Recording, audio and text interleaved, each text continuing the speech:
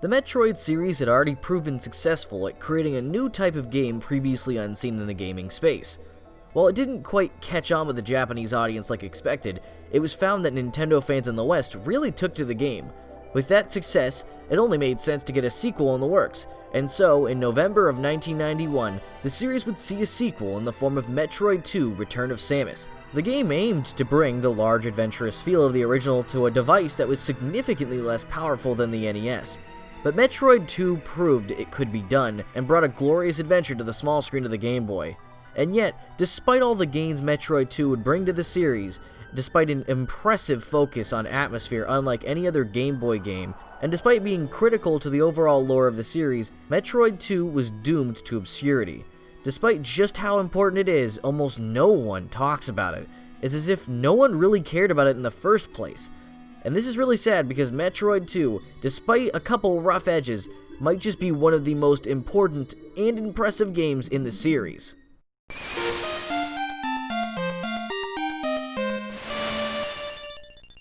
After wiping out the space pirates on planet Zebes, the Galactic Federation realized that unless the Metroid population is completely wiped out, they can still prove a threat down the line.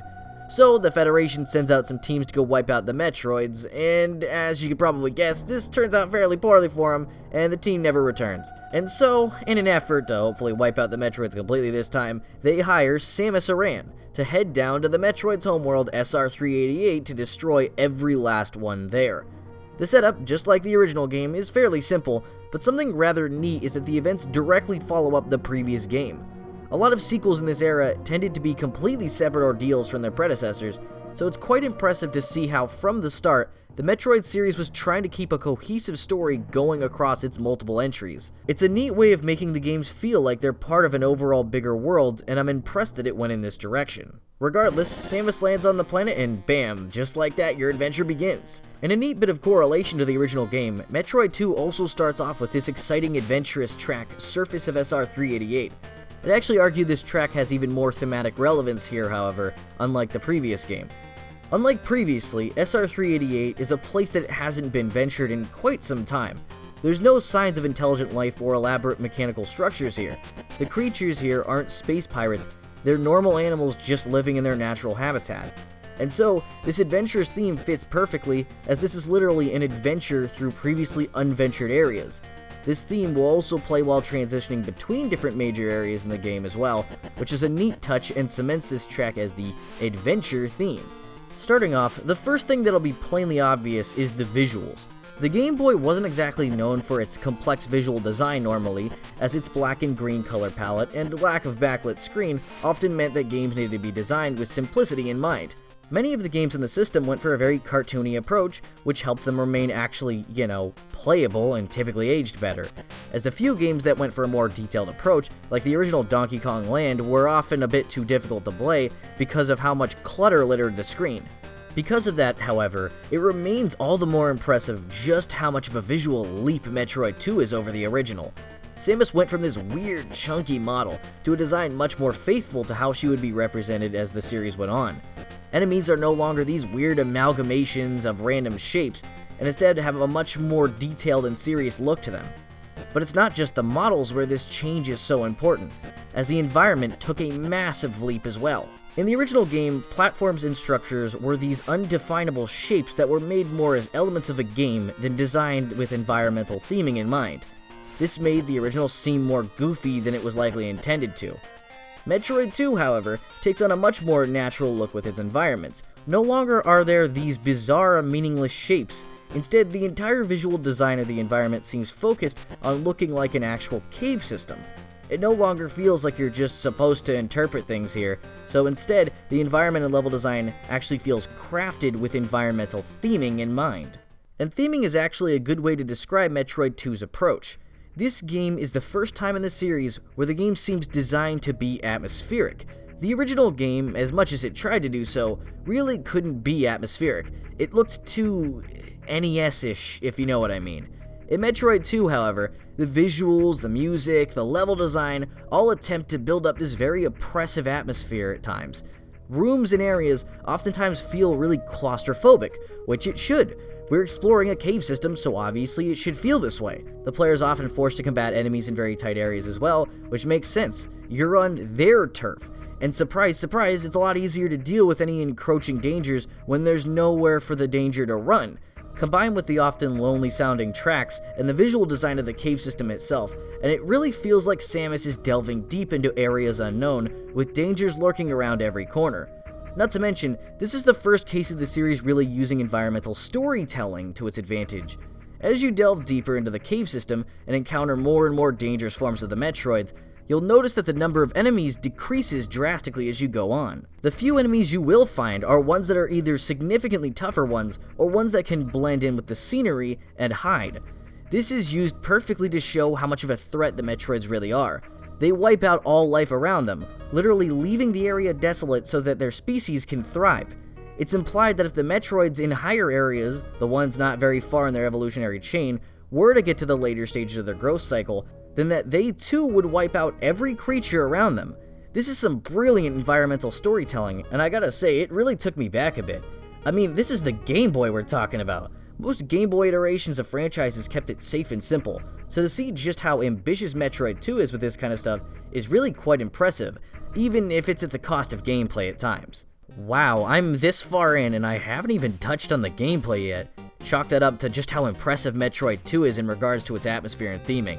But what's even more impressive is that Metroid 2 makes a ton of improvements in regards to its gameplay over its predecessor as well. To start with, Samus feels a lot more fun to control in this game. She's still rather floaty and all, but the game seems more designed around that. You see, to make the game, and more importantly Samus, look more visually detailed, the designers had to essentially make Samus' sprite bigger and reduce the amount of area the player can see. In most cases, this kind of screen crunch would be very detrimental, as enemies can hit you from off-screen and obstacles may be difficult to deal with a reduced screen size. Return of Samus, however, manages to avoid all these things entirely. Firstly, Metroid isn't a high-speed platformer, it's a slow, methodical action exploration game, meaning that there's never really a case where an unexpected obstacle could really off you there, especially since Samus' speed seems designed around the screen as well. Also, in a smart decision by the designers, enemies actually don't move around while off-screen, meaning that it never feels like an enemy can just come out of nowhere and hit you. Also, it helps that the enemies generally aren't super complex. I mean, don't get me wrong, they're not a cakewalk to take down or anything. It's more that the enemies no longer have any annoying patterns or tiny sprites that are annoying to try and hit. Combine this with Samus' increased shot size, and a lot of my problems with controlling Samus in the combat for Metroid 1 are completely mitigated. Samus is actually fun to control here, and enemies are actually worth fighting this time. But they're not just more fun to fight because of their design here, as Metroid 2 also fixes a lot of the health-related problems that plagued its predecessor. After you take down your first Metroid, if you go just a little farther in the room, you'll find a nice surprise. An actual refill station. That's right, instead of grinding for health for 10 minutes just so you can continue on, the game features refill stations for both health and missiles in pretty much every area. This is so much better than how the original handled it, and means that getting hit doesn't feel like quite as much of an annoyance here. And heck, even if you want to grind out health from an enemy, health and missile drops are far more prevalent here. It's still not at an ideal rate yet, but it's still a massive improvement over its predecessor. You'd be surprised just how much of a difference this makes on the pace of the game.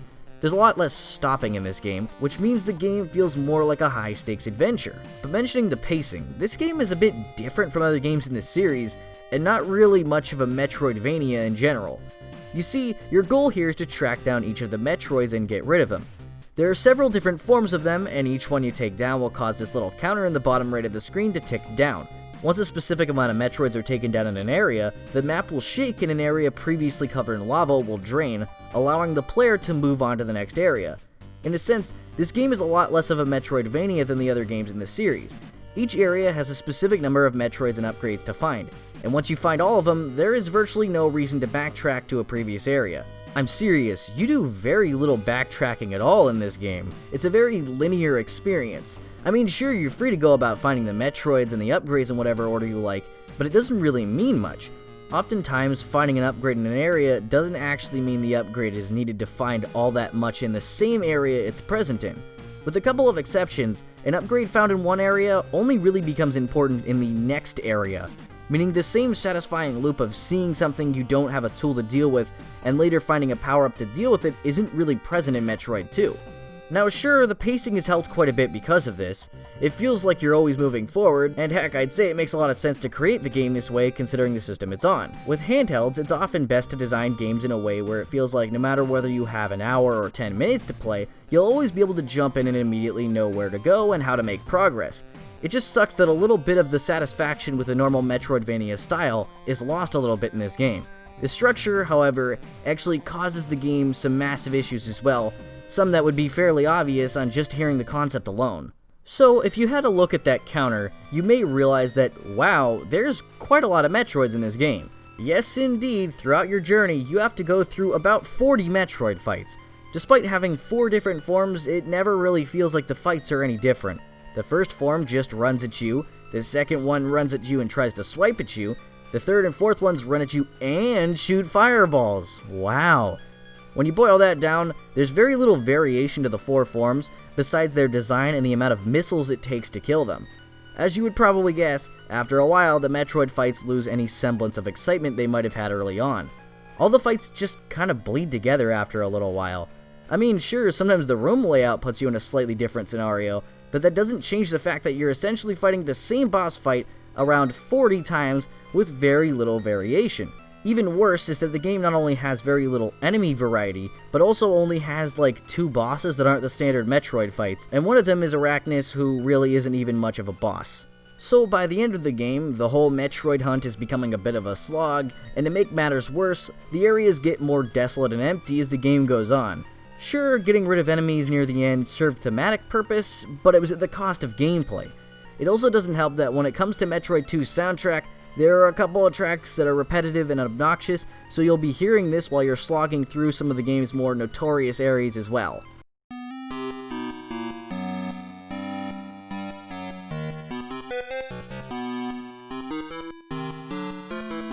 And speaking on that subject as well, while the visuals are certainly more thematic and atmospheric than Metroid 1's goofy visuals, that doesn't change the fact that a lot of the game bleeds together visually. There's really no major set pieces or designs to differentiate one area from another. It's just one log cave with very little variation. This makes the game a lot less memorable. If you were to show me a screen taken somewhere randomly in the game, I likely would not be able to tell you where that screen was taken from, as most of the rooms look the same. Combine that with a level design that oftentimes has little to no variation, and you end up with a rather repetitive game experience. These things don't ruin the game per se, but they certainly have an effect on it as a whole. It takes what could have been a great game and just makes it a good game. But I should note that yes, this game is good, as in I actually enjoyed it quite a bit. Unlike Metroid 1, where there's a litany of issues that soured the game as a whole for me, Metroid 2 remains thoroughly entertaining the entire way through. Even in its worst moments, I was still having fun with it. In fact, this is the first time that a lot of the series' more notable aspects make their first appearance. It's the first time we see a Metroid game with actual environmental storytelling. The first time the series manages to actually pull off any form of real atmosphere. It's the first time where Samus feels more like an actual serious threat, and it's the first time where theming is at the forefront of the design philosophy. So why is it that despite all of this, despite how impressive the overall game is, and despite how important Metroid 2 is to the lore of the series going forward, why exactly has this game become such a neglected gem? Why does no one talk about this game anymore, despite how important it is? Some may say it has something to do with the remakes, both official and unofficial in the cases of Samus Returns and AM2R, but the game was neglected long before these games came out, so what exactly is going on here then?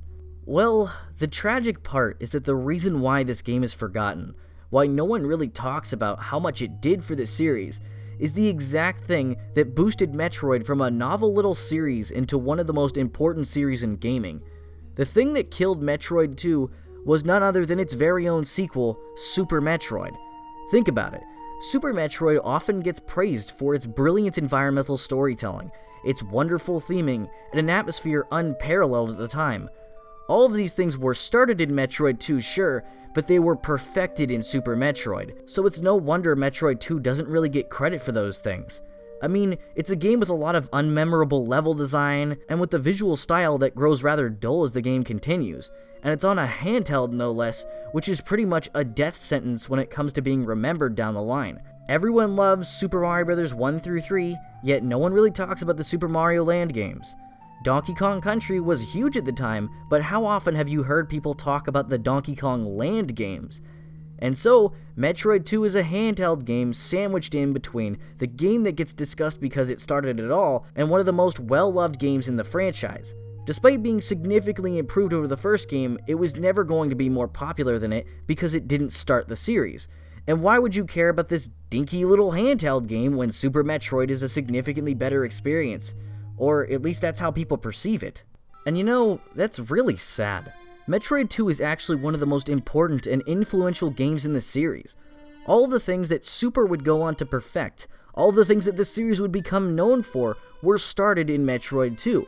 If this game hadn't been made, for example, and Super Metroid had been a direct sequel to Metroid 1, it's unlikely that it would have been nearly as impressive. It would have still been working on fixing the kinks of the original game. It wouldn't have had a stepping stone like Metroid 2 to give the basics on how to do things like atmosphere and environmental storytelling. And yet, despite how much Metroid 2 did for the series, it'll never be anything more than just a novelty. A weird little handheld game stuck on a green and black brick of a system. I guess that's just Metroid 2's tragic fate, to be left in the shadows, letting all of its credit and efforts to improve the Metroid series go unacknowledged, doomed to remain an obscure gem forever. I sincerely hope that someday it gets the credit it's deserved all these years, but I honestly doubt that day will ever come. But all of this effort wouldn't be for nothing, because the next game in the series would turn out to be more than just a hit. In every sense, the next game in the lineup would prove to be one of the most important and beloved games of all time. But we'll get to that next week when we cover the Super Nintendo classic Super Metroid. Until then, I guess that's game over. Analysis. Thanks for watching, I hope you enjoyed. And hey, if you enjoyed this video, why not go check out the previous Metroid video I did? Or hey, check out the video I did on Deltarune, or maybe the one I did on Death Note games. Anyways, see you guys in the next video.